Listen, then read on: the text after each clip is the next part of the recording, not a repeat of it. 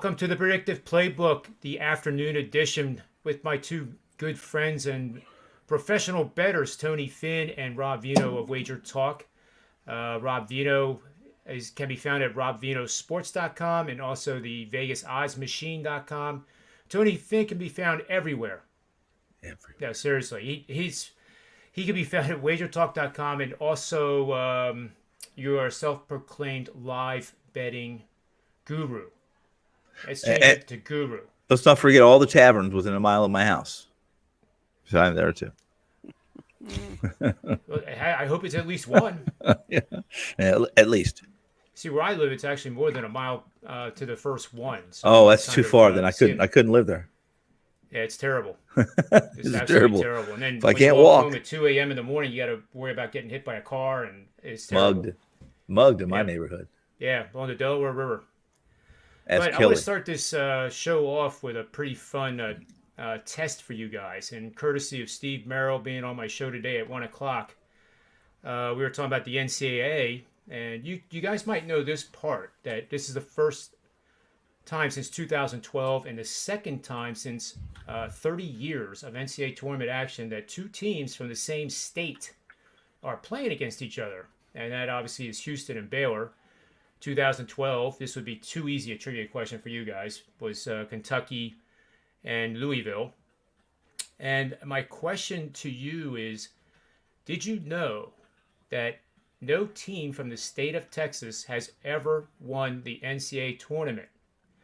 But can you name the team from Texas that did win it in its, obviously prior to 1985? You mean when you want to know the name of the school then, or what's called now? Yeah, Tony, you're gonna blow my mind. You're gonna blow my mind, aren't you? Now it's called Texas El Paso, right? That's Tony? right. It's UTEP, but it wasn't that then. It was Texas Southern. Was it Texas Western? Texas Western, right? See, we both knew that. You got to come harder than this. Yeah, one. that's Don Haskins. You got to come harder than that. Yeah, Don the Bear Haskins, right, Tony? He was around. And it was the last. I'll take it a step further. It was the last season that for the opposing coach, who is really the whole gist of this story and the history behind that game, and UTEP and black players. It was his last season at Kentucky. Yeah, there's a really good documentary on all of that. Yeah. For those interested, I mean, it's a really good documentary. Yes, it is. Well, I've seen. Yeah, they've made some bad movies about it that have been pretty good. Yeah. Don Haskins was a good man. Yeah. Yep. Yeah. And I'm certain. See that right away. I'm certain, without question, that Rupp was a good man too in his own way. That's who they beat. Yeah, right. The odds for you guys was Steve Merril had favored Tony Finn by a smidge, plus 180, and Rob was plus 220, and that both of you would not get it correct. The draw was minus, I think, 200 on the nose is what he put it at. Well, I had faith. I played. The draw should have been the other way. The draw should have been that we would both get it at the same time. Right. I mean, we built. Yeah. Okay. Well, you tell Mr. Steve Merril that my address is. I'll just give him my Cash App number. You can send it to that. He's probably under a different name in the chat room right now. So that's good. That's good. I was doing a little research this morning. I thought the fact that no Texas school had won it was mind-boggling. No, when you said that, I said, "Well, that's wrong. A Texas school has won it." What? I didn't know where you were going with this, but yeah. And then in Houston, obviously, was in it. It was 3 years in a row, I guess, 2 years in a row and lost. Yeah. Yes, sir. So, and the Texas bottom line Tech is, no matter what. There. What's that?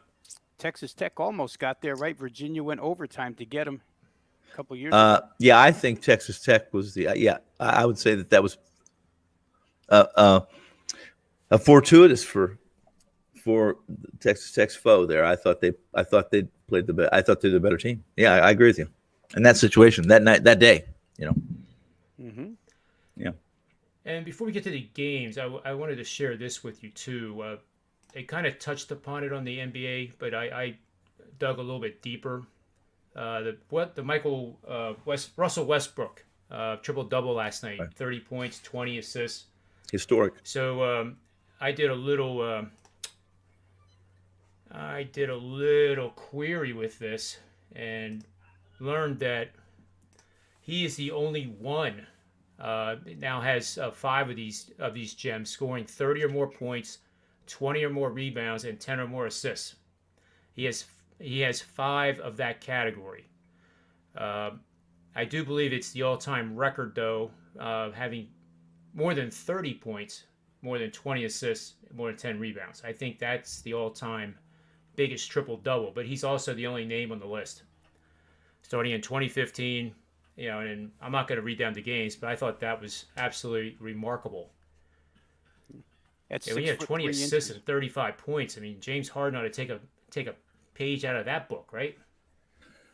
Yeah, I'm trying to think. I'm not sure how many he has now. 100 and almost approaching the triple doubles. I think Westbrook's approaching how many now? What did you say the number was? Did you say a number? I did. I think it's close to 200, 170, or whatever it might be, yeah, 162. But my trivia for you is how many of those 162 has his team won the game? Well, it's a better win percentage than James Harden's triple doubles. Is it? I'm pretty sure. I don't know this. I'm guessing, but I think I read something and I looked it up, but it's been quite a few years, maybe 2 or 3 years ago, that they were essentially there was editorials and dialogue about Westbrook may be the triple double guy, but his team never seemed to benefit from those triple doubles. So not never is the wrong word, but for the majority of time. So I'll look it up. We'll look it up. I will introduce the first game and USC taking on Gonzaga. And I'll let you guys talk about it, and then I'll do the query for Russell Westbrook's triple doubles. Very good. I'm curious now. Yeah. And we'll compare it to James Harden. I know that Ben Simmons has 31, I think, and he's 10th or 11th on the all-time list, if you can believe that. But it does show the type of player he is. And Rob, you were on the NBA show today, right? Yeah, I feel like Westbrook is going to pass Oscar Robertson this year, potentially, and be the all-time triple-double leader.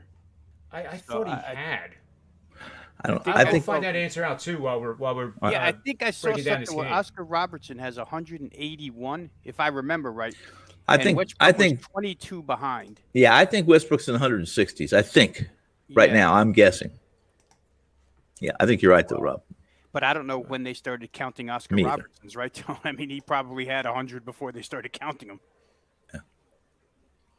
Yeah, I have to wonder why they can't go back and determine that. There's got to be a game film somewhere, right? Yeah, I guess somebody has to find out that's important enough to go spend that time doing it. That's true too. I didn't think of that part. Anyway, it wouldn't be on. I'd like to know, but it wouldn't be on my personal list. I have a few other things I need to do. But that's just me. What? So what do you want? We're going to talk about Gonzaga and USC. Yeah, Gonzaga, USC. I just can't wait to hear what Rob has to say about this. Oh, you want me to go first? Okay, you go first. Or no, I insist because I'm just going to copy you. Well, I'll say this, guys. And I was on the WagerTalk college basketball show earlier, where the prevailing thought or opinion of how this game will play out is that USC will choose to run with Gonzaga up and down the court. And if that is the case, then the total would be in play for an over for sure if USC chose to do that. And for me, I think it would make UCLA, it would be a little bit more problematic for them to choose to run with Gonzaga or play at their tempo, so to speak. Andy Enfeld's team, I think, sits in the mid 200s this year, maybe in the high 230s. I'm forgetting the exact Ken Palm number now, but they haven't necessarily been a fast team all season long. They've been more of a defensive-oriented team. What you have here is you have the best 2-point field goal percentage defense in the nation in USC. That number is 41.5% field goals allowed, and you have the best 2-point offense in the NCAA. So something's got to give, right? I think in my mind, I think it's in Andy Enfeld's best interest to try and make this a half-court game as much as he possibly can. If he can't stop Gonzaga from putting the pedal to the metal from the get-go, then I don't know that he's got much chance. I think for Gonzaga, let's just start with the things UCLA has to prevent. In an open floor game, that great 2-point defense, guys, could really go out the window in a fast-paced game, because then you're talking about fast break layups right into paint, fast break dunks right into paint. Your 2-point defense goes all to heck. I think they'd prefer to have Gonzaga in a half court where the Mobleys can extend their arms and use their length, and all their guys can use their length there. I don't know if it's they or Florida State happens to be the longest team in the NCAA this year, but that's an asset of theirs that I don't know they would want to give up willingly. They might have to give it up begrudgingly, but I don't know if they would give it up willingly.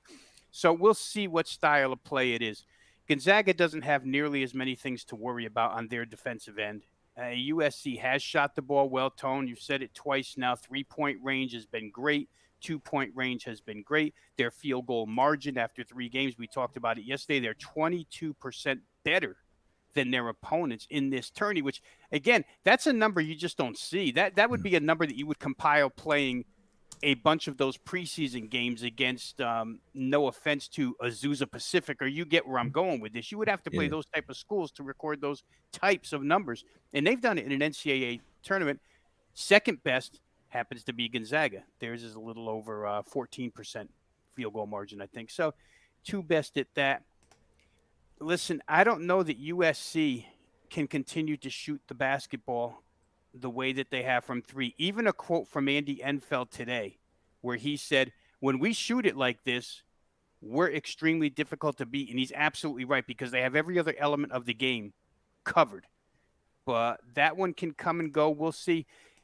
Free throw shooting, guys, could be a real issue here. I'm not so sure in an 8.5-point game. I mean, if this were like a 2-point spread and you had teams that were this different shooting from the free throw line, the top 6 guys on USC, as far as free throw attempts are concerned, the 6 guys who get there the most, there's only one guy, Tajidi, that shoots better than 69%. The rest of them, their free throw percentage is 327 in the country for a reason. It's not skewed because one guy stinks. 5 of the 6 stink, honestly, at the line. So Gonzaga can make their free throws, but that might cost USC a few points as well. I understand if this thing gets into a somewhat of a rock fight, half-court offense against half-court defense, I think USC has their best chance there. If you're handicapping this game, the question you got to ask yourself is, can they do that for, I would say, can they do it for 32 out of 40 minutes?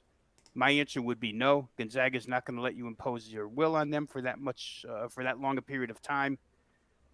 Or USC just has to shoot lights out, and I don't know that happens again either. So while I don't love it and I didn't run to the window with it, if you force me to make a play, I think it would be a slight lean to Gonzaga minus the points.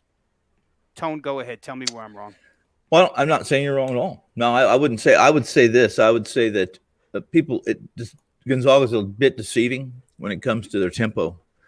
We base tempo on the number of seconds a team uses of the shot clock.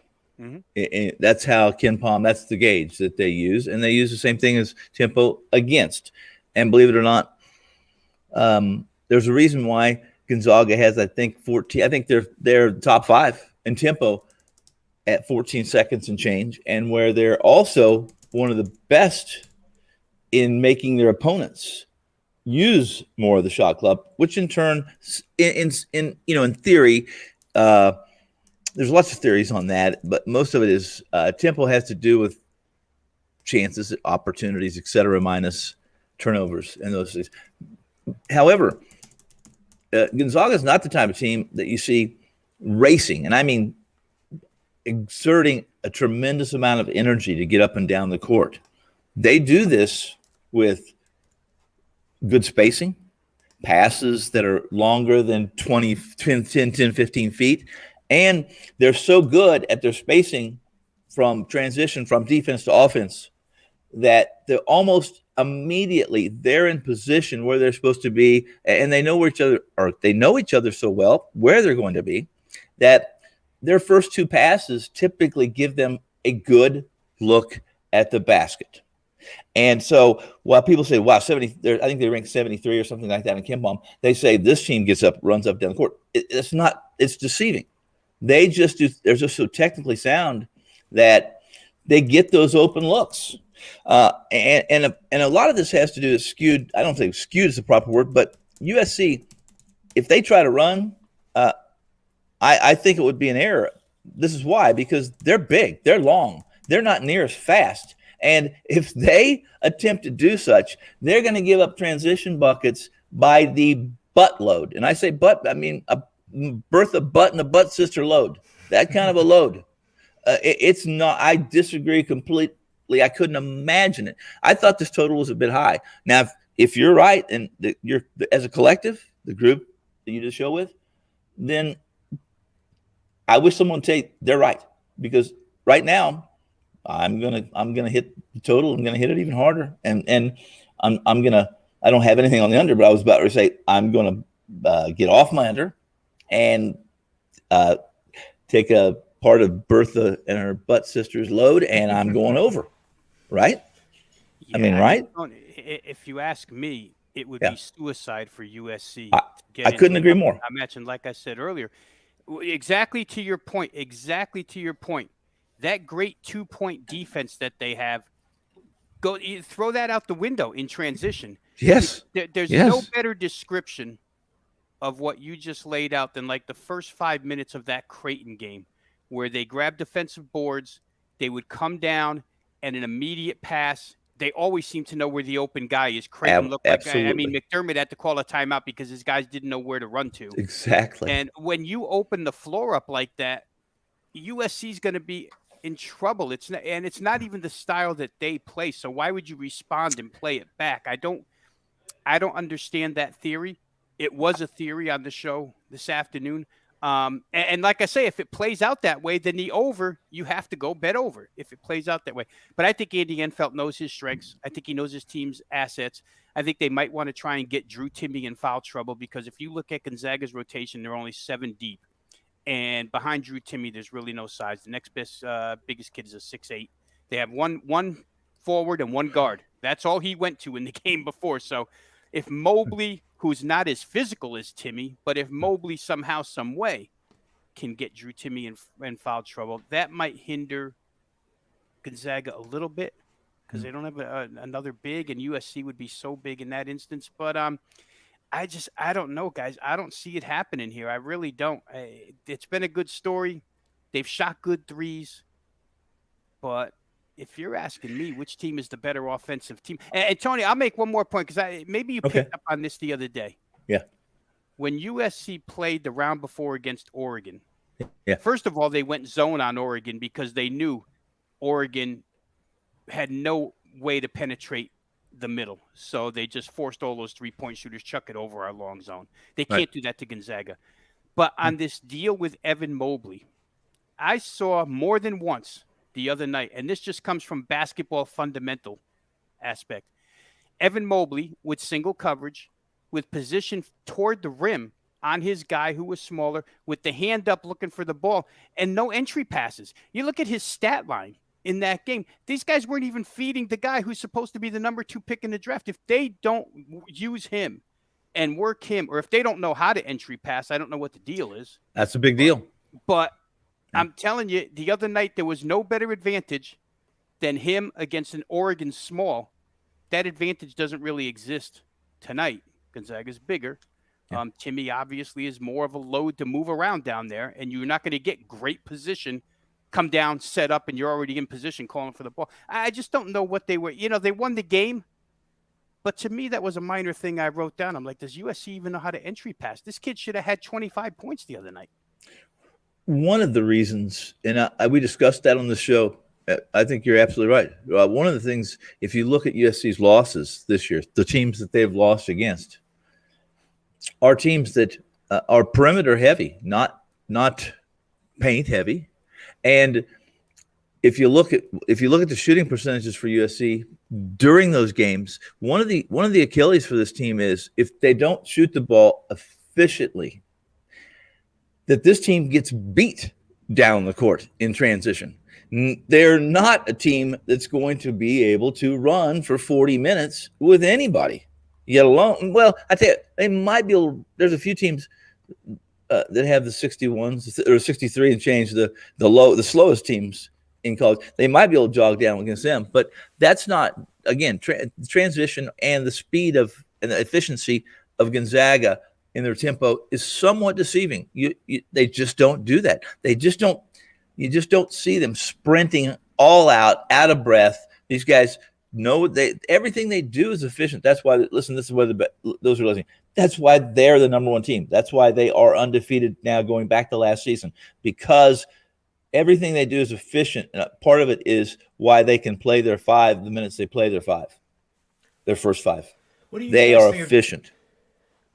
What do you guys think about I'll counter it. We'll just have I'm not saying I actually believe this will be a factor tonight, but I calculate my pace of play based on per 100 possessions. It kind of makes everything opponent adjusted, right? And Hasslemetrics I use him as it's a great site. Number one, Hasslemetrics.com. I love numbers. If you love numbers, you'll probably like the site. If you don't like fooling around with numbers, you'll probably look at it and go somewhere else. But the point is that per 100 possessions, USC actually is faster than Gonzaga.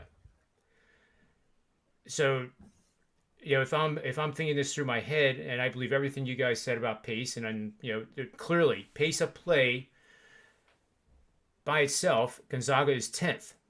That's 74.4 possessions per game, okay. And USC is one of the slowest at 278th at 67.9. But then when you adjust it again and massage the numbers as they call it to per 100 possessions, it flip-flops. So how I struggle with this because that's two different. It's the same numbers, but now you have two different, completely opposite meanings. And that's the part that. So this per 100 is based on the average Division I basketball team. Yeah. It's really not an opponent, but it's based on an average. Yeah. See, that's a good point right there alone. Is how many possessions a team has, or is there's you're dependent on your your opponent to some degree. You are dependent on people say, well, they'll control tempo, or this team will control tempo. Everyone has the ability to control their own tempo, without question. It depends on the intelligence and the savvy and the IQ, basketball IQ of the kids on the court. And we can slow you, and the three of us, we can slow Gonzaga down where they don't have 75 possessions per 40 minutes. But usually that doesn't really come into play. You have to do what's best. You do best as a team, right? So to some degree, it relies on your opponent too. And tempo means something to me, but typically tempo, the only thing I use tempo for a lot of times is when I have a large contrast in tempo. Not so much when I have the same two teams have the same tempo. It just doesn't. It's irrelevant to me. It's just irrelevant completely. It's when they're contrast, and then then other things come into play, and that's size of front court, size of back court. Can that team that plays slow, can they actually benefit by playing slow because they can take advantage of the paint? And I can go on and on, but long story short is back to what Rob spoke to here and what happened on the college. I'm not saying that they're wrong, Rob. Maybe if they are, I wish now. I'll have to buy myself a ticket on the over. So, and then I'll scratch off how much it was for, just so I can hang it up and say, look, I got USC and Gonzaga over in that grade 8 game with a total I think far too high. Too high for USC personally. But that's me. Yeah, I can see that too. And I think the biggest, if USC hypothetically here is in the game late, and tell me if I'm wrong with this, I don't think you're going to see Isaiah Mobley on the court at all. Because I believe he's shooting like 53% from the free throw line, but they do have some other decent free throw shooters. Who, starting with USC? Evan. They got Yeah. nothing. No. Hey, I would mean, say this, Rob. Evan's like 70%, I think, which isn't good, but 70%, 71% Division I average. 71%. That's the average. But they got what guy. Rob spoke to, I think you can actually foul USC late rather than letting them have 2 points. I think you can foul this. I would normally say don't foul because I got the under. I say foul them because they're probably going to make 1 or 2. Yeah, and you have your choice, Tony. You don't have right. I mean, if you were going to take the oldest Mobley brother off the floor because he's a miserable foul shooter, you might as well take 4 other guys with him. Yeah. Because the only guy, if I'm USC and I'm the head coach, I don't want Taj Edey inbounding the ball.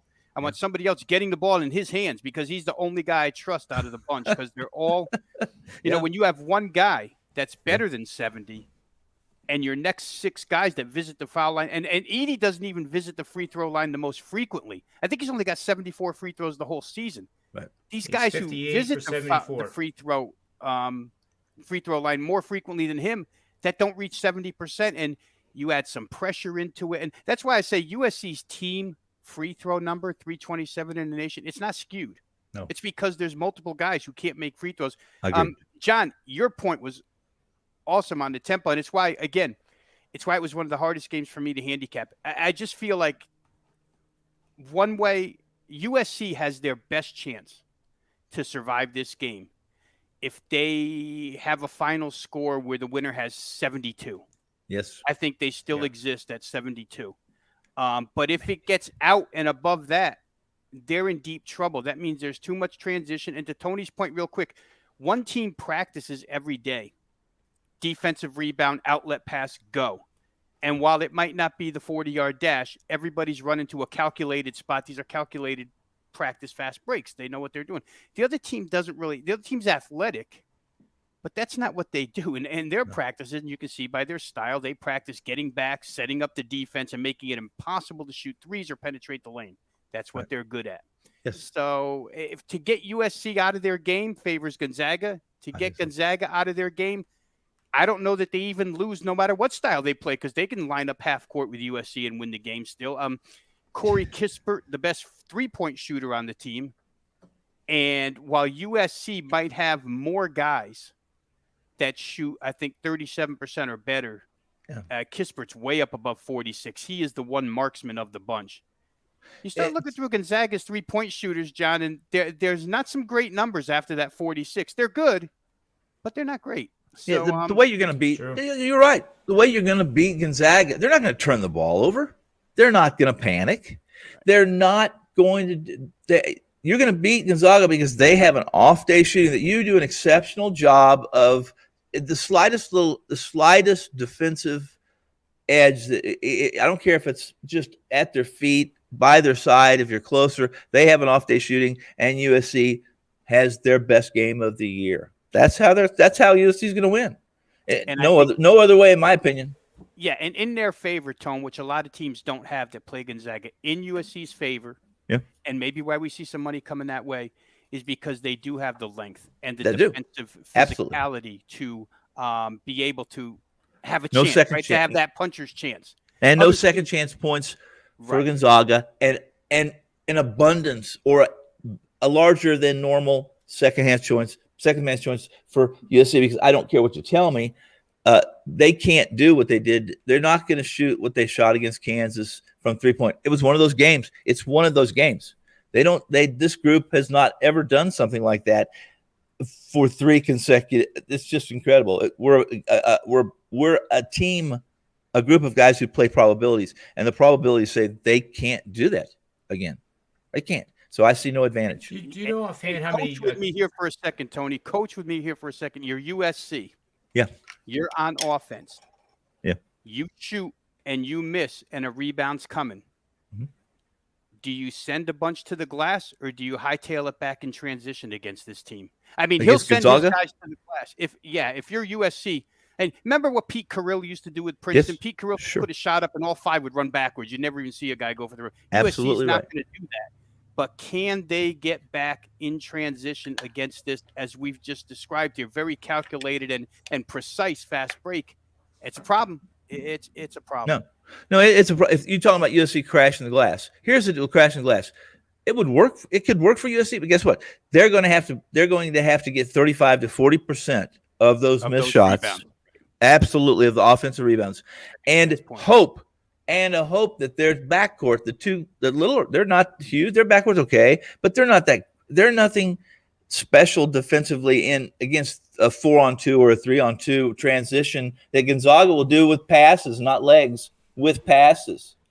And things have to go just perfect. I guess if you feel like you're a loser before you step on the court, then maybe you do desperate times calls for desperate measures. I can't believe, like you said, I can't believe for 1 minute that USC as a group of players sees them that way, or Coach Enfeld believes that, and he's going to, as you said, play to their strengths. And I think they know they fully believe they can win that way. Yeah, and they do have. They definitely. I'm not trying to sell USC short. They have every chance. That's why I didn't bet the game.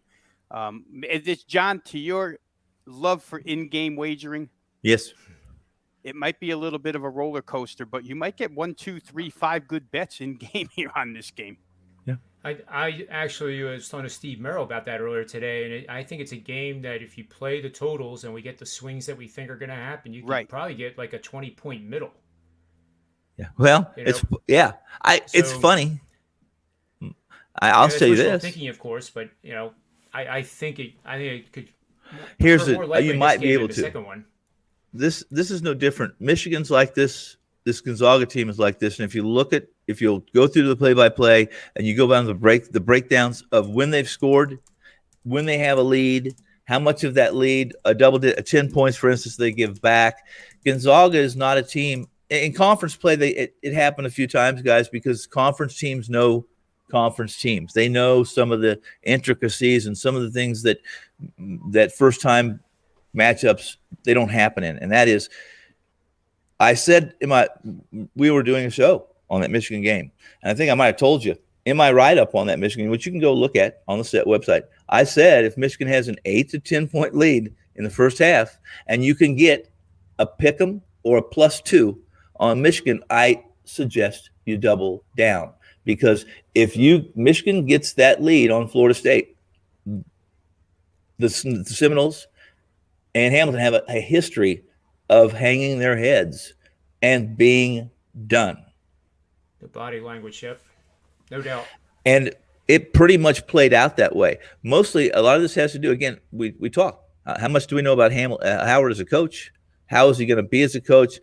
Is he a motivator, and say, is he a guy that's going to play to the point? Is he going to be the Rick Pitino? As we mentioned, we'll see 17-point game with Rick Pitino. So what do? Do we handicap him to cover the 17, or do we handicap him to be trying to coach to cover the number? That's, you got to figure out two things with Rick Pitino.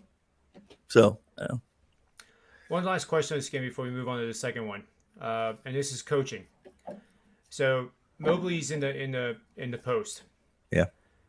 And tonight they get the ball to him earlier in the shot clock. At what point does Gonzaga risk double teaming and forcing him to give it up? Being that he's 7 foot, he'll be able to have a clear vision of where his teammates are. And I think that's a wild card too. And then to your points, the offensive rebounding by USC is ranked 42nd at 10.2, but Gonzaga's defensive rebounding is quite good at 19th, rebounding 79% of missed shots. So that's the matchup. If I would say if Gonzaga gets 80% or more of the defensive rebounds that on USC missed shots, then it's lights out for USC. They need that second chance scoring, probably more than they need to worry about defending the fast break, because if they don't score, the fast break then becomes meaningless, I guess. But in terms of that coaching thing that we might see in the game, at what point will Gonzaga do that? Will they allow Mobley to score, 15 points in the first 15 minutes and then decide to double team, or will they double team him right away and force USC to hit perimeter shots? I think that's an interesting matchup, because I don't think Mark Few is going to double team immediately. And I'll go back to two things I said earlier. A, Mobley had an easy time establishing position against smaller Oregon kids They did not get him the ball. For whatever reason, they didn't get him the ball. In this game, Drew Timme is not an easy guy to run right down the floor and get position on. It's going to take a little bit of work out of Mobley. He's going to have to work tonight. And we'll see how easy it is to get him the ball. And if they do, John, to your point, and a double comes, well, I'll leave it to my buddy Tony Finn, who has said they're not that good of a three-point shooting team. Somebody on the perimeter, he's going to have to get him the ball, but they're going to have to knock it down. It kind of steals from my notes on the next game because I think that's a huge piece of the next game, but that's what it comes down to. Can he establish position quickly against a bigger guy? I don't know. If he's the NBA's number 2 prospect, he better show them something tonight in that regard. True. And he better get on the board. It doesn't necessarily have to be a three-point shot attempt. If you double team, there's going to be a gap somewhere. And, these guys do like to go to the rim. We're going to learn. We'll learn how great of a passer he is when he's pressured. Some of these guys, they don't feel the backside pressure coming, and then the little guy ties them up, and it's case closed. So, basketball is such a read and react sport. Read and react. And I think we'll learn a lot about Mobley tonight. Yeah, I think you're absolutely right. He's going to have to get rid of it quick. Like, he's going to have to know the double team. Somebody's going to have to, say on the court maybe, a teammate saying, hey, double. And then he, gets rid of it. But that'll be fun to watch. I can't wait. You know what those little guys do is they come down on the double team and they slap. When you bring the ball down, they slap. And John, a great example. I'm carrying on way too long on this game, but because you're a Sixers fan, I saw Toronto about 2 weeks ago, before the Embiid injury, execute that defense on Joel Embiid to where they frustrated him miserably. I think Fred VanVleet slapped it out of his hands multiple times. I'd never seen a team throw that many little guys coming from all angles after he got the ball in the post. And Nick Nurse had a good game plan. It almost got him a win. It's something you could do with this team, but I don't think Mark Few's going to go to that immediately. I think he feels confident in his man-to-man defense. Yeah, and then it depends on how the refs call the game, because I remember that Toronto game. That was very physical, physical. And the refs were consistent on both sides. It was a well-refereed game, but it was extraordinarily physical. And whether Toronto was getting away with some things or not, it didn't matter because it was both sides. The refs were letting them play. But that's a really good point, because if all of a sudden one of these guys gets in foul trouble on either team, Gonzaga has the edge there because they're a three-headed monster. But if Mobley gets 2 fouls in the first 10 minutes, I mean, that's not good either. I mean, it's not good. Not good. Here's from my numbers too, and the metrics, and I follow the Pac-12 quite a bit, and that is, the truth is, during the regular season, Andy Infeld played much more during the regular season. They played much more man-to-man than people realize, and they've played more zone in this tournament because of the matchups they've had, guys. And I think probably, Rob, you guys both know this. They have played more zone because they wanted to keep their size. Enfield's smart enough to know this too. You don't need a long rotation. You play 7 guys, 6, 7 guys in this tournament. Those are the teams that win. The continuity, and he wanted to keep his size on the court. So they've played with his size. They play much more zone than they do man-to-man. And here's the problem. Yeah, and I've heard him talk, not this other day, but I've heard him talk in the past, that when he faces more efficient lineups that aren't one-trick ponies, this Gonzaga team is not a one-trick pony. They play both sides of the court, and they play smart, much like Rob, like you guys were talking about just a few minutes ago. They don't feel like they have to double Mobley.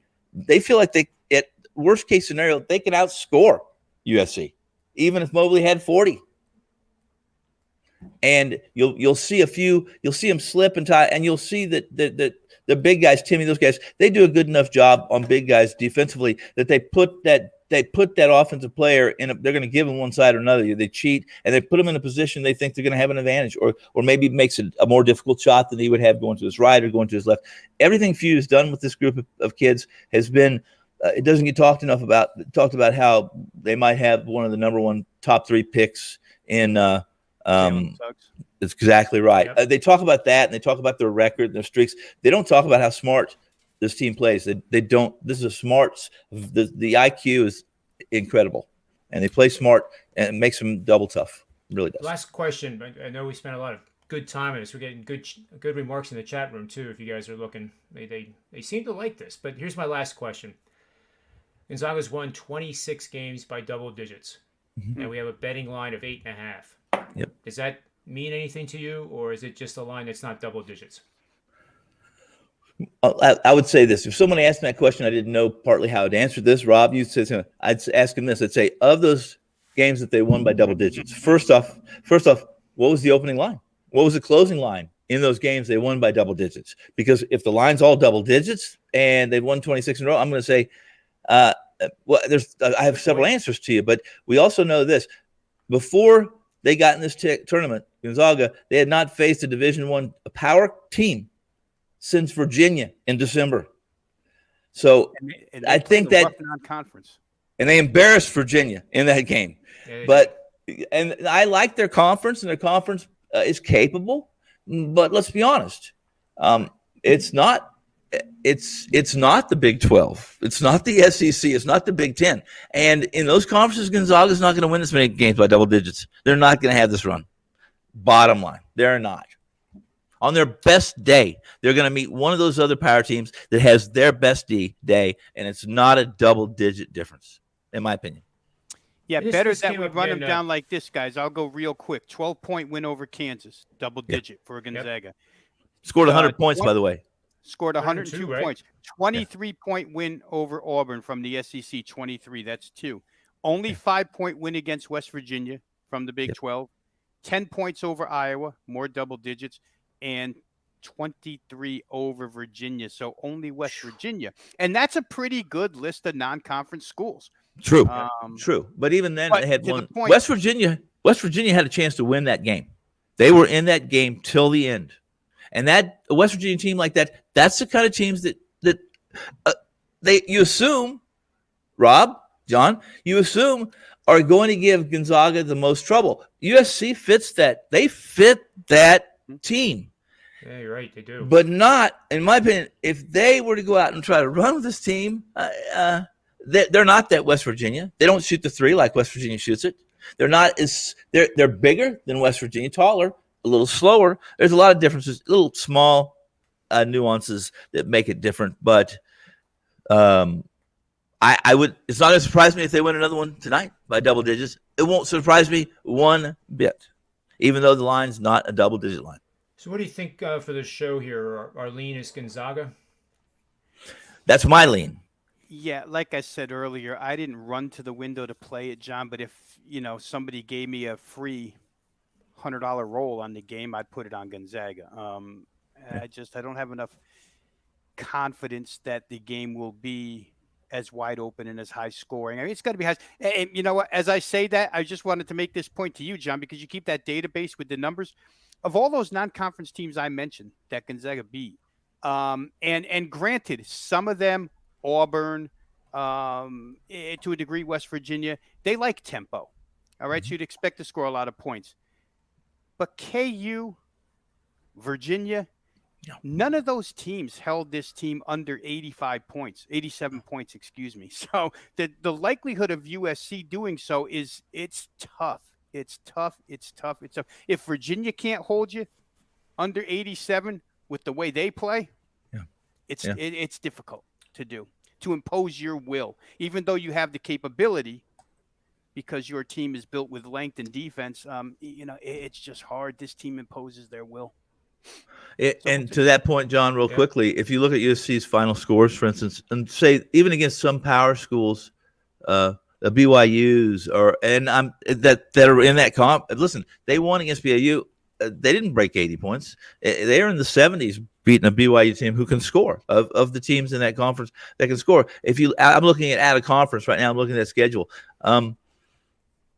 They scored 90 against Irvine. They scored 95 against Cal Baptist, but Cal Baptist is going to run anyway. They want to get up and down. I mean, that's, and I'm certain that was Cal Baptist is like a 71. I believe Cal Baptist is like a 71 Temple team. They approached that game as a exhibition game. That was a wild game. That's right. That was the first opening game of the season, by the way. Yeah. That was USC's first game of the season. Baptist could have beat them. I think Baptist. Yes, they could have. 2 to go. Yes, and that's the way they approach that game. Let's have some fun. Let's get our work in, and let's get up down the court and get our wind. Let's get our conditioning at that point in time. It's different nowadays. If it was UCLA with Bill Walton, they played every game regardless who it was. They played to win. They had a lot of stake, and that's just not the way basketball's played now. You look at teams like KU, or you look at teams like Gonzaga, who schedule tough non-con games. They don't care if they lose a couple games. Typically, they don't care. It's not about. It isn't even about being a number one seed. If you're a top 8 team or a top 12 team, a 1, 2, or 3 seed, it's irrelevant nowadays. So, What they've done is amazing. It really is. All right. Well, we broke that one down in like multiple pieces. I think that was damn good. And let's move to probably this dead next wrong. Well, we really didn't commit, so we're not. No, we talked about both. We pulled the Hank Stram game total. I'm gonna keep track of the points per minute, and when it exceeds 7.2 or more for a 3-minute minimum time period, I will bet the under, and when it is under 2.7 per minute for 3 minutes or more, I will bet the over. So anybody who's listening, if you want to go through the exercise, you can actually quantify it. So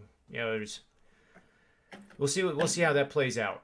Yeah. But the next late game here is UCLA Michigan, and nobody's given UCLA a bit of a chance. And I'm going to start this off with you guys with the following. I ran the probabilities off of my models for who's going to win the national championship, and then I compared it to the futures odds, of course. So mine actually comes up with Houston. And Houston has, let me see if I can, right here it is. So Houston has a 30% chance of winning this thing. And this is all model, it's all math. I mean, somebody else could run a model, it might say Penn State, who knows. But Gonzaga's second, of course, at 25%. A little bit of a gap there. Then Baylor at 20, Michigan at 15, then USC at 8, UCLA less than 2%. So what I am thinking of doing is going to the window and betting Houston at plus 500 before the game tonight. I'm also going to take USC at plus 1,400. Not just in case USC pulls off the shocker, because then Houston, that line is going to drop down to probably, what do you think, 225? Yeah. Maybe 250 with Gonzaga out. And Houston's plus 500 is not going to change a bit. In fact, it'll probably maybe go to plus 600 if Gonzaga blows out USC. So then, working that into this game, UCLA is actually, I think, plus 2,200, I think, off the top of my head to win it. So they're the long shot of all these teams by far. However, they also have 6 guys averaging double digits scoring for the season. They have 7 players on the team that have been, in their senior year in high school, were top 100 recruits. Why does the betting community? It's not really what Vegas is telling us. It's what we all think. Why is UCLA given absolutely no chance to win the whole thing, let alone beat Michigan? So let's go in the same order. Let's have Rob break down the game, and if you want to tie in a little bit of the futures with it, that's fine. If not, and if you think I'm nuts with it or there's something wrong with that betting strategy, I'm all ears, because I love to learn. Yeah, I'm not going to question your betting strategies, John, believe me. But I'll say this. Somebody believes UCLA can cover because the game opens 7 and it's down to 6.5. So the Pac-12, or the 2 Pac-12 teams have gotten the money in these 2 games. So somebody thinks they can cover. Now, is that because it's so, I forget this myself. Vegas is very close to Los Angeles. Right, exactly. These 2 teams are from Los Angeles last time I checked. So people that are in Vegas that are from Los Angeles probably stayed, right? And I mean, they're going to bet these 2 teams. I mean, for those of us who have lived there and still live there, they come across the border. They come across the border in droves. Now, I don't know how how much vacancy sports books are handling, occupancy they're handling nowadays in terms of people. So it's hard to come across the border, but with apps and everything else, LA coming across on a day when there's no coronavirus or anything, you would find those places absolutely packed with California money. I think, this thing tipped right off the bat, guys. So I think it was more of a immediate play to UCLA. Maybe somebody with numbers thought it was too high of a price, but it hasn't budged. I'll tell you what, I mean, and I run on Eastern time. I've been staring at this thing since 6:30 a.m. Eastern time. I haven't seen anything different than 6.5, 6.5, 6.5, 6.5, mostly universally. So I think there's some money out there, early money out there that thought UCLA had a chance to cover. I'm going to tell you why I like Michigan in this game. Unlike the game we just talked about, there is no contrast here. Two teams that want to play the same way.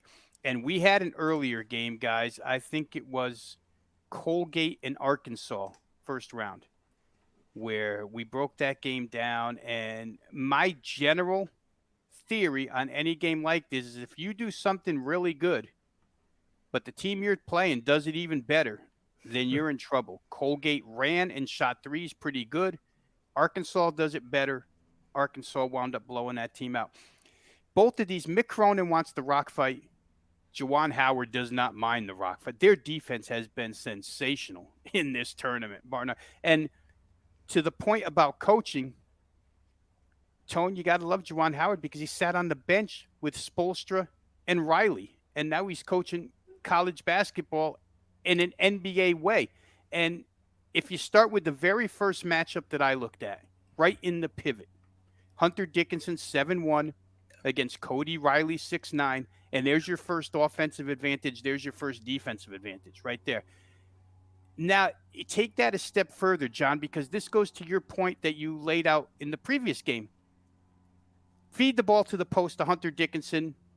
UCLA decides, well, we got to sag because Riley needs help. He's only 6'9". He can't handle him one-on-one. When Hunter Dickinson kicks out, he's kicking out to Eli Brooks, 40% three-point shooter. He kicks out to Chandre Brown, 41.1 three-point shooter. Mike Smith, the kid from Columbia, 42.1 three-point shooter. Franz Wagner, not bad, 35.7, but that's three guys that shoot over 40%. How are you going to stop this guy in the paint and then run out to three different spots and find these kickouts? I mean, to me, it's a very, very difficult matchup for UCLA on the offensive end especially. Michigan, I'll tie this in real quick. They shoot free throws really well, guys. It's a good free throw shooting right on down the line. You wouldn't expect a 7'1" kid, Dickinson, to shoot 76% from the line, but he does. So they don't have, in my estimation, Juwan Howard built that offense the way they build them in the NBA now. Give me a big guy and give me three-point shooters all around the perimeter, or give me a guy that can penetrate the lane and give me three-point shooters all around the perimeter. It's working for them so far in this particular tournament. UCLA, like I say, they want to play that half-court style, and they're good at it, but they're not as good. When they get on their offensive end, I think their best three-point shooter in this game, Bernard, has a bad matchup, because if they go man-to-man, which Howard will, NBA guy, he's matched with Wagner, a 6'9" guy. Now, how you going? I know you shoot 42%, but you're going to shoot over top of a 6'9" with length. It's difficult. Everything for UCLA in this game to me is difficult, unless they can somehow get out and run and spread Michigan out and maybe get cheap points. If I was the coach, I'd say let's get as many cheap points as we can when available, if we can. But I don't know that they're available because this team, Michigan, had to go toe-to-toe offensively with LSU. Guess who won? Michigan. It shows a real good ability. We've talked about team flexibility a lot. Can you go slow? Can you go fast? Can you play half court? Can you play 94-foot? Michigan has shown in these last two games they'll do whatever it takes. These numbers, to be exact, LSU, one of the better offensive teams in the country, shot 39.1 against them field goal percentage-wise, and only 28.6 from beyond the arc. Florida State followed it up with Florida State, a team loaded with length, a team loaded with depth, 40% from the field, 25% from three. Never, ever, ever in the game. Blown out, start to finish. If UCLA is within, I don't know, the line's 6.5. So let's say they're within 7 late in the game and they play the foul game. Michigan will extend margin because, like I say, they shoot the free throws. I don't necessarily think UCLA will be within 7 late in the game, but if they are, and they send Michigan to the line, I don't care who you choose. I don't have to take anybody off the floor for them. So you get my point here, guys. I just think there's too much in style of play favors Michigan. The people they've got themselves surrounded with on offense favors Michigan. Defensively, they've been tighter than Fort Knox.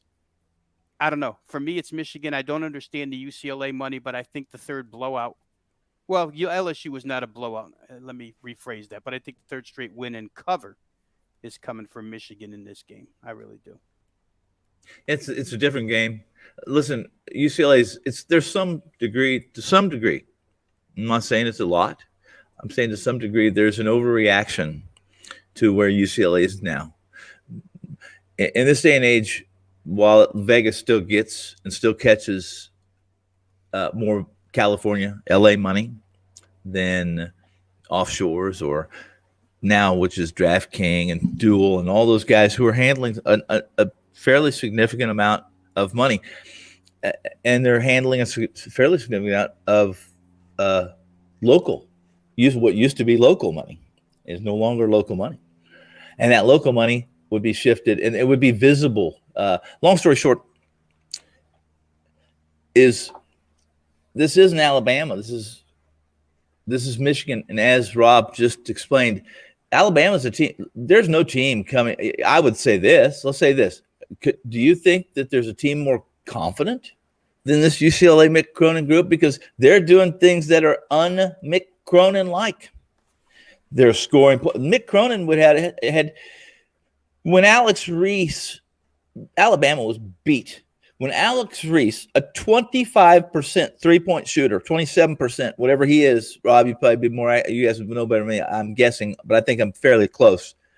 Hits a 30-footer to take your team into overtime. Typically, a UCLA group, I would say this: they're done. UCLA is effing done.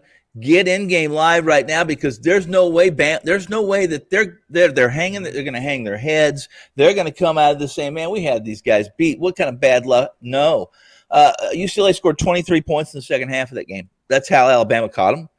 UCLA scored 25 points in the 5 minutes of overtime. Now, granted, some of those were late free throws, but 25 minutes and 5 minutes of overtime. If you told me Mick Cronin's team was going to score 25 points in 5 minutes of overtime, any game ever that he's coaching, I would tell you that I respectfully disagree. And could I please have some of the stuff you're drinking or smoking? Because I want some. That's what I would say. So Am I wrong about that? They're coming in. There's a little bit. I think this line is absolutely fair. I think there's a favor to Michigan. This is a Michigan team, not like Alabama, that Alabama puts up a ton of threes. And sometimes they don't make very many. When Michigan, as Rob said, when they put up a three, pretty damn good chance they're going to make it. They do everything well. They do everything well, too. They're not, they just do everything well. They don't do anything extraordinary. And that's typically, in my opinion, what champions are made of. In this environment and landscape we live in, it's not the Oral Roberts that throw up 100 3-pointers. Even the last 10 guys, even the last 10 Super Bowl teams, and I know I'm getting off the top here, but even then, right, of those teams primarily still have a top 10 rated defense. Although even lately with the Chiefs, with that offense being the defense no longer wins championships, it's icing on your offensive cake. They're still capable, and this is a game where UCLA's played. They're unpredictable, guys. I mean, you guys have talked about it. These are a second-year Mick Cronin. Give him credit. Done a great job, especially late in this tournament, because this is a team that came into Pac-12 tournament. They on fumes. on effing fumes. And I wonder, Tone, I mean, a small part, not a major part of my handicap here was that potential fatigue factor for UCLA. Sure. Now in their fifth game, and they've played 2 overtimes, and these guys Juzang and Juzang, excuse me, and Tiger Campbell, and they played so many, and they haven't just played minutes. They played crunch time minutes. Yeah. I mean, life depending upon it minutes. And now, you're going to go at it again. That to me could come into play here. Like I said, I didn't use it as a huge, I used it like a complimentary piece to the handicap here. And hey, Alabama was Alabama in this tournament. They probably could have exited prior to that game. They were miserable. Listen, Alabama, as you know this is not a team that shoots 11 for 25 from the free throw line. Listen, those guys at the end of that game when they missed, when Jones, who I don't remember who missed, Herbert Jones, I think, missed those 2 free throws. I said, are you kidding me? Yeah. Are you kidding me? I said, my first thought was, how many of these Bama players got money on UCLA? Because this can't be happening. They can't do it if they try. And another thing here is UCLA, Bama had them. UCLA does Cronin does a lot of switching defensively on the perimeter, which I think it's good in certain situations. It's not good against the Alabama team. I didn't think it worked, but again, I'm going to give Alabama some credit for losing that game, not all of it to UCLA. And I think if you switch against a Michigan, which is a much smart, they do a great job. They don't have to do ball screens. They have guys who are capable of creating their own shot. Unlike some of the backcourt for UCLA, I don't believe they do. If you're going to ball screen, if you're going to switch on Michigan, you might be they're going to be in trouble. Cronin's going to change everything he does here. I like Michigan as Rob does, and I like him by margin. I do. This is a game. This is where I've said it every game, haven't I? This is where it comes crashing down on Oregon State. This is where it comes crashing down on UCLA, and this is where it comes crashing down on USC. Yeah, but I think the matchup does support that here, Tone. I really do. I mean, what you see, and like you just said, do you really want to be changing everything you do at this stage in the Elite Eight? You really don't. And nope. UCLA's last 2 games, guys, were against high-pressure defensive teams. Abilene Christian come at you with a zillion guys. Alabama come at you with a lot of pressure. And Michigan's just going to go back on defense. They're not going to get outnumbered. The court's always going to be balanced.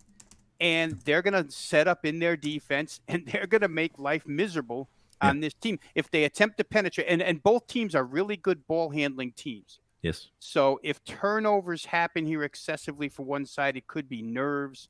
But you wouldn't expect a bunch of turnovers forced by either side here. You just want to see which team can lock down the other. And if UCLA first step gets by their man, and they get 2 steps into the paint and they're staring at 7-1, where are we going now? We got to go back out to another bad match. It just, for me, the points can come easier for Michigan on kickouts from Dickinson, or Dickinson dunks if he dominates this kid Riley tonight.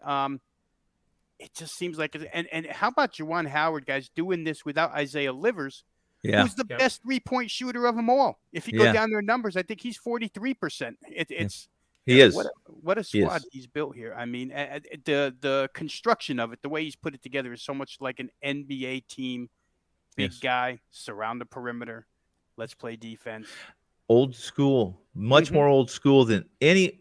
Even Gonzaga has a hint of old school, that they're not in a hurry to do much. Really, they aren't. I don't care what people tell me about their pace, tempo.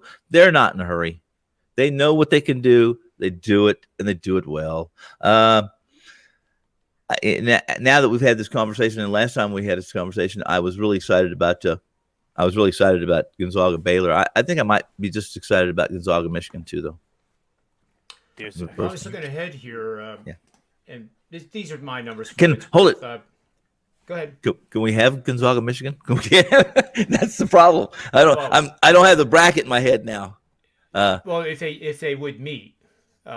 I would have Gonzaga at about a 7.5. Well, they have to be on the opposite. They had to be on the opposite sides of the bracket. The bracket says you get Gonzaga, Michigan if they both win tonight, and Gonzaga Baylor, because it's Michigan Baylor, right? It would be on the other side. It's already Yeah. set, right? It's Baylor, Houston. Which, John, Right. let's go back to that for a minute. Baylor, Houston. Baylor's the favorite in the game. Yep. Rightfully so. Mhm. Yet your numbers with both teams still alive indicate that Houston has the best chance of winning. In fact, a 10% chance better of winning this whole thing. Look at the than line of the Baylor. game. So you think the underdog Yeah. is the best team remaining? Yeah. And if By a and if smidge. that is true, you're going to make some money, my friend. You're going to Yeah, make your some betting money. strategy has to be Houston. It has to be Houston on the money line for this game coming Yeah, up. for this game for sure. Right. Yeah. And then roll it into the championship games. They'll be a Yeah. dog again. They'll be, they're pretty close on these power ratings that I run to Michigan. They're not as strong as Michigan on the power rating alone, which is not the probability application I ran. But I would have, if it was Houston Gonzaga, I would expect Gonzaga to be 8.5. Yeah. And if Gonzaga would somehow meet UCLA, I think you're going to see a pretty massive line of somewhere around 14. So there again, that kind of tells you that exactly what you guys broke down the game with Michigan, that Michigan should win this quite easily. Somebody's got to carry that Big Ten flag, John. Yeah, Yeah, and I don't want to step there, but when it comes to the NCAA and certain conferences, nothing surprises me. I mean, nothing, especially the Big Ten. Well, Yep. do we handicap the Johnny Detroit is in Indianapolis factor? Do we handicap that into the game? Well, I don't, unless we could. We could. I guess it depends on how many bundles of. And please know that I'm joking, but it depends on how many. Those $100 bills have the strap on it, have 10,000. How many of those did he hand out? How many did he have, and where did he get them? Damn it, Johnny. All that I wager think talk his money being birthday put was to good today use. too, by the way. Am I right? What's that? I think Johnny Detroit's birthday is today. Yeah, I sent him out. He wished me happy birthday one time. Just once? And I didn't know, maybe more, but I know one time because I asked him, "How did you know it was my birthday?" And he said it was on my. Maybe it was on my one of my accounts. May have been. I don't use much WhatsApp, but I think that's something I might have on my WhatsApp. And he uses that too. So I know it only because someone told me it was today. So I reciprocated. Very nice. I know. That's damn nice of me. Compassionate. To take time. I'm a busy guy. Take time to wish him happy birthday. That's right. So I guess we'll end the show with the James Harden Russell Westbrook conversation real quick. Yeah. Since I did run it. So we have James Harden. I have him as having 61 triple doubles. The straight up record's 50-11 when he does this for his team. 38-23 against the spread. 40-15 to the over. So, I have a lot of algorithms that use triple doubles previous game. I've never done it. Next game, like being able to actually predict the probability of a Ben Simmons triple double or any of that stuff. How about Westbrook though? Do you have numbers on him? I do. Good. Yeah, where is he now?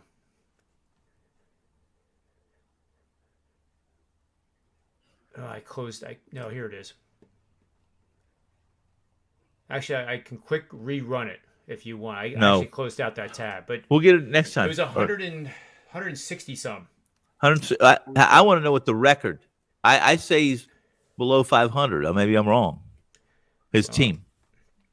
It seemed to me that was something I read, and not that doesn't make it right. See, it'll take me 1 second here. You guys. But I was younger then. My memory was better back then. We'll do this right on the fly here. But I think Harden is in the top 5 on the all-time list, even though he's that far behind. Yeah. And this particular database doesn't go back far enough. It only goes back to 95 for, these games. So it wouldn't include that Oscar Robinson guy. That guy. Yeah. Yeah. I think he played for West Texas, I think, or Western Texas, didn't he? No, just kidding. But I was impressed with you guys knowing that. Well, it's going to be hard to. It's going to be every time you have one of these. It's going to be hard to live up to that easy that answer we got pretty quickly. It doesn't surprise me we both knew that. But I was surprised that Steve Merril selected. That was his selection, Steve Merril's. Yeah, he was the one that encouraged me to make. I'm shocked that Steve Merril chose that one.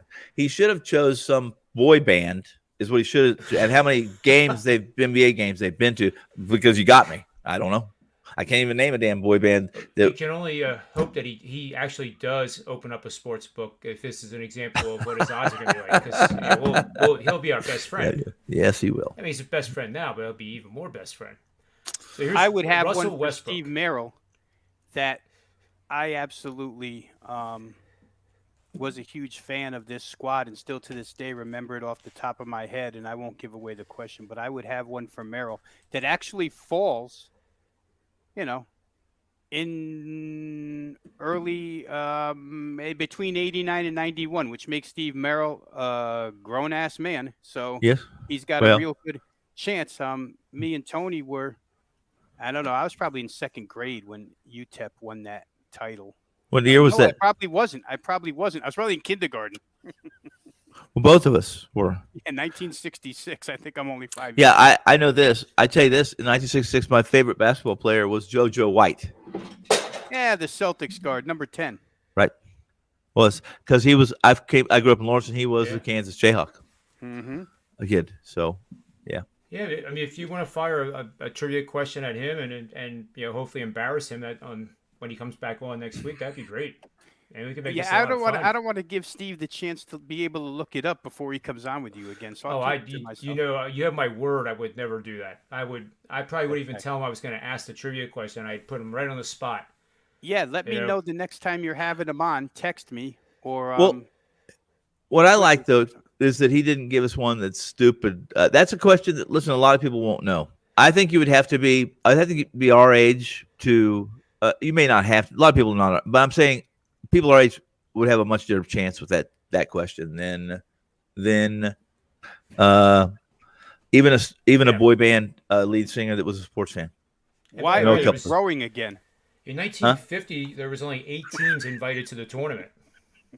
Did you guys know that? Yes. 8 teams. Yes. Yeah. But, that's shocking. That I'd have to know. That's something I don't know. And are they all invited? Were those automatic bid? What was the outline and the criteria for getting that invitation? That's something I don't know, but now I'm going to find out when we get off the show. I thought maybe it's because there was only 8 teams in the entire country back then. Well, no, I'm just kidding. Yeah, I just think for those who don't know that answer, the history behind that game, the history behind that team in particular. I know the CBS Sports Network has a great documentary on it. Mm-hmm. And how that team came to be. It's really, from a historical perspective, it's a good story. Really what was the movie? I think it was called. It had the number 14 in it for whatever reason. But who was in it? Who was the cast? Who was the main character? There's no cast. It's a full documentary. No, I'm talking about the movie. It was a movie, yeah. That was out about that. Oh yeah, okay. Grange. Or maybe it wasn't. Maybe it wasn't. I thought there was a movie about Bear Bryant, several of those, but I thought there was one about this. Team. Yeah, there is, Tony. I'd have to look it up. You're absolutely right. There's a Hollywood version of it. There was, yes, and I saw it. I believe I saw it. If I didn't see it, it's been, like I said, I probably only saw it once, and I probably saw it on some late night where I was going to bed at 3 a.m. and it was on HBO or Cinemax or one of the movie channels. I decided not to watch Skinemax, and I decided to watch something about basketball. Yeah, I like that new channel. So anyway, Russell Westbrook. Oh, there you go, Russell Westbrook. Oh yeah. For his career, 129 and 44 straight up when he has a triple double. 111, 61 and 1 against the spread. That's 64.5%. The over is 91, 78, 4 pushes, 54%. But to your point, and this is recency in 2020, he's had 16 of these triple doubles already. Yeah. The team record straight up is 8-8, and you know what? It's the same thing for against the spread. Okay, that's still better than I remember reading. It was probably an author, and maybe he was. It may have been an author that was slamming Westbrook, so there was some hint of that tone in the article. I just felt like his record wasn't that good when he executed one of his triple doubles, and I'm wrong. I'm glad to hear it, because if you execute a triple double, your team surely should be winning more than they lose, and you should be covering more than you don't, or it's rather empty. It's a rather empty triple double.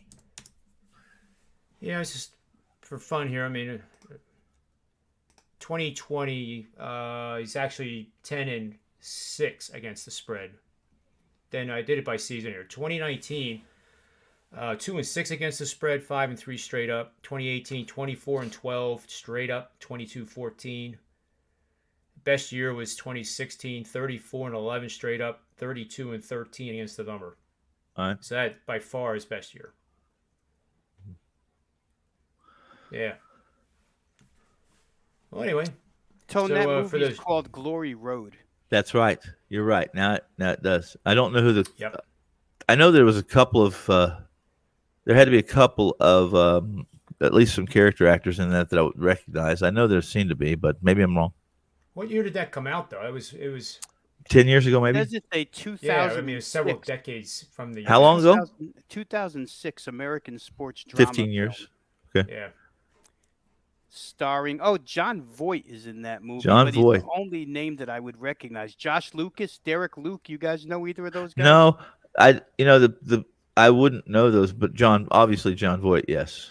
Who I like John Voight. And for most of the time he's a bad guy, but I like him as a bad guy. Yeah, it's a good story. I might see if I can watch that tonight, actually. But there's a few games on too. Yeah, and Let's there's get important stuff first. Yeah. okay. So guys. anyway, I guess we'll our leans, I guess, for the show were definitely probably more than a lean was Michigan and Gonzaga. Gonzaga. Yeah, both the two favorites. And then what I'm trying to do in the Gonzaga game is middle it by points per minute based on 3-minute intervals. I'll do my best to tweet that since that is the first game, and I won't fall asleep. Because on the East Coast here, Tony, we get up at like 5 a.m. and get at it. Yeah, but over here on the West Coast, we get up at 2 a.m. so we can beat you people on the East Coast and get at it. But you're just getting home then. Well, no, I haven't. Yeah, I don't leave the house much. I told you, every time I leave the house, I get pulled over. And they say, listen, you've left the house way too much lately, Tony. You got to get back home. Listen, Only trouble can what happen. happened to you when you left the house yesterday was not great. I was thinking about. I wish they would have stopped me. It was too early in the morning. It was 8 o'clock in the morning. That's not the time they worry about, But I'm healing fine, and I was quite sore though. I got up this morning, felt like I got to get ready for 2 days. I got to get ready for 2 days again. That's what I felt like, one of those. Yeah. The day after the first 2 days. Oklahoma drills. Huh? You have a nice badge of honor there. Yeah, it won't last long. I had to do something. I had to let it bleed a little bit more next time I'm on. Let it drip a little bit. People, maybe somebody feel sorry for me and buy a pick or something. Well, I guess we'll see about tomorrow. Right. If you guys are available, we can talk NBA, baseball, whatever you want to talk about. So if you're available, we'll be back here at 4:30ish, and I guess that'll do it for today, right? Thank you, guys. Good luck tonight. Give a plugger, for yourself, for WagerTalk and what you guys have going on. Any 5%ers? I know Skeet Profit had his first 5%er ever in the NBA. I have a 5%er in the NBA too tonight. I do have a 5% in the NBA tonight. Yes. Well, make sure you guys get over there and buy it. It's WagerTalk. It's only my fourth one. Easy to find. Only my fourth all year. So people say 4. Are rare. Well, they are when you're as miserable as I've had of this COVID year. I don't, I'm not throwing them out there. I'm not throwing caution to the wind. So you can count on that with me. I'm not going to throw caution to the wind. That's the other thing I like about WagerTalk too. There's no, hype. There's no. A lot of these sites, have game of the month every week or more. There's no game of the years anymore. There was for a short period, but that didn't last very long because every game is a game of the year. Every single game is a It's the game way of to the look year. at If it. it's Yep. my money, and I'm exaggerating, I'm embellishing, but if it's serious money, then it could be, or Yep. I'm not pushing across the counter. Yep. Well Yeah. said. Well, anyway, I guess for Rob Veno and Tony Finn and myself, John Ryan, and the Predictive Playbook, That's right. may all the wins be yours. I'll take them.